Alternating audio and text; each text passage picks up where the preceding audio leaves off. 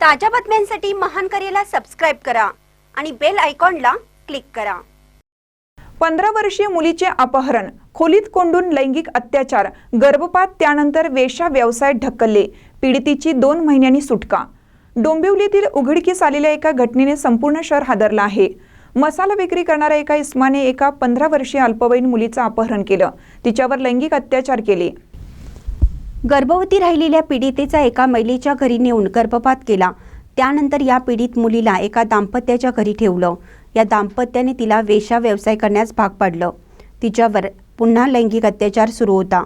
सामाजिक कार्यकर्त्यांच्या मदतीने हा सगळा धक्कादायक प्रकार उघडकीस आला। अखेर या टिळकनगर पोलिसांनी महिलेच्या घरी छापा टाकत मुलीची सुटका केली। पोलिसांनी एक महिलेसह तिचा पती, 2 पुरुष अशा 4 जणांना बेड्या ठोकण्यात आल्या। धक्कादायक म्हणजे यामधील अटक झालेली मुस्कान शेख या महिलेविरोधात याआधी देखील पिटा अंतर्गत गुन्हा दाखल असल्याची माहिती समोर आली आहे।